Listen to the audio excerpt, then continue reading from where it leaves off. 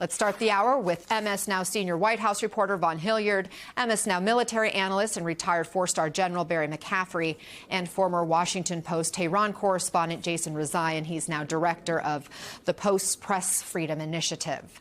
Vaughn, give us the state of play. Is the White House looking for an off-ramp to a military confrontation with Iran?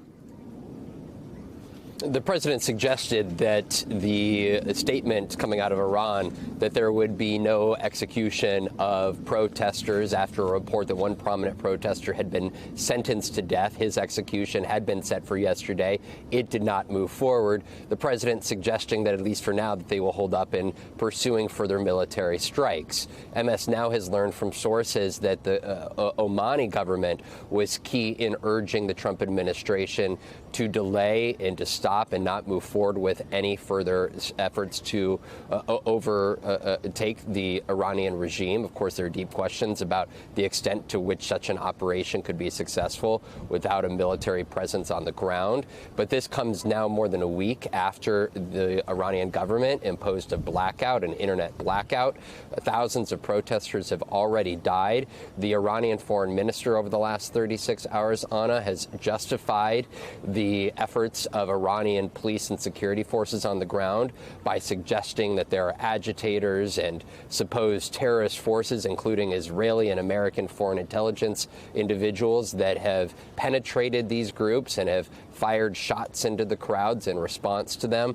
So there is a lot that is at stake that is playing out on the ground here right now, and the extent to which the U.S. administration is eager to go forward with such an effort is very much different than the question of how they will militarily and tactically move forward with one, Anna. General, even if Iran paused or stopped that one execution, thousands are being slaughtered. There are unconfirmed videos online of security forces firing machine gun-style weapons into crowds of protesters.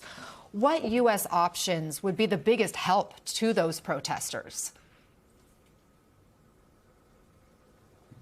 Well, Anna, was that directed at me? Yes, General, please.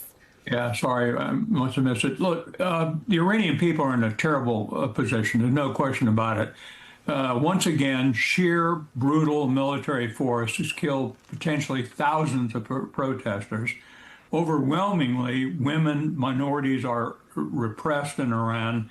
There is no good option available for the United States to change the envelope of this challenge. I think our Middle East allies, in particular Saudi Arabia, Oman, Qatar, do not want U.S. military intervention.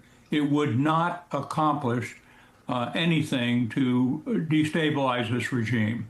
So what we're looking at now is an economic meltdown inside Iran, caused primarily by deep corruption among the authorities. And the people are just in a severe perilous position. I don't think any good is going to come of this by the President of the United States urging them to continue to try and take over their institutions. It's not going to change the parameter of fear on the ground. Jason, you wrote in the Washington Post that you believe the Islamic Republic has met its match with Trump. Explain. How do you see it? Look, Anna, I think the reality is that for the last 47 years, except for the first Trump administration, Iranians knew what they were getting from the American presidency. They understood that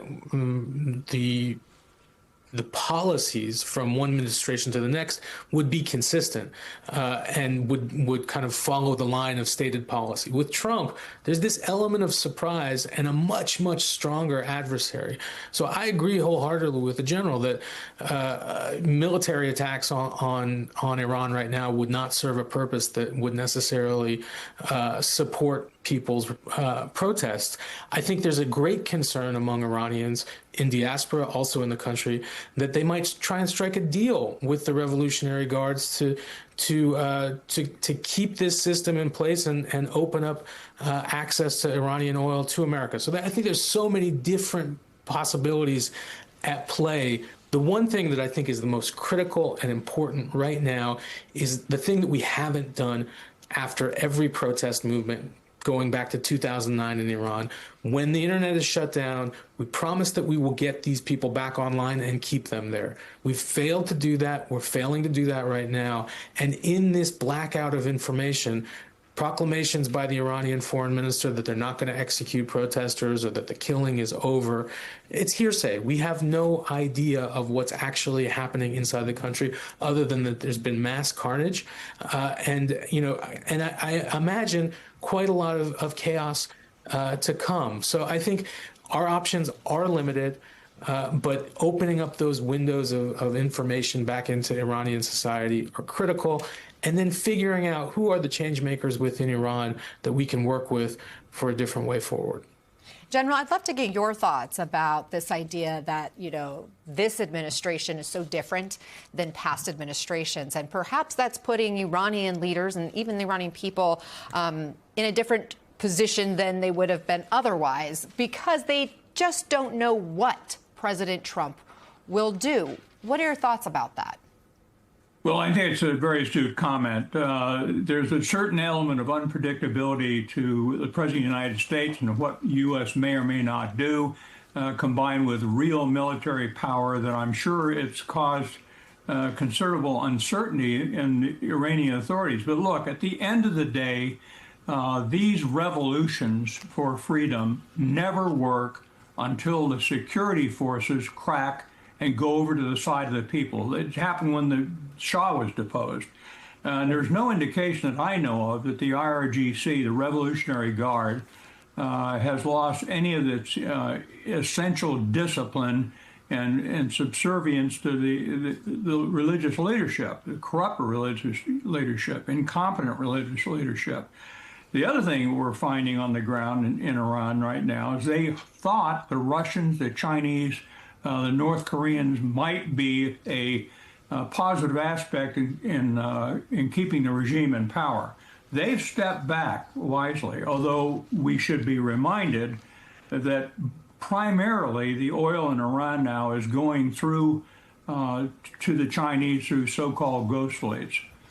So I see no indication as yet that the survival of this repressive regime is shaky.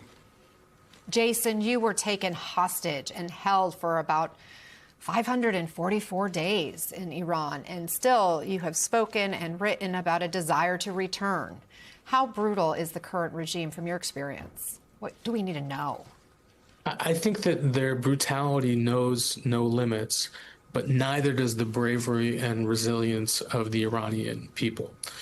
They've used these repressive tactics, whether it be arrests, hostage-taking, mass executions, mowing down people in the street, and yet people still come out and are demanding a different future, a freer future. The least that we can do is respect those calls and think credibly and honestly about how we might be able to support them. Yeah, they're so courageous indeed. Jason Rezaian, Von Hilliard, and General Barry McCaffrey, thank you all for starting us off this hour.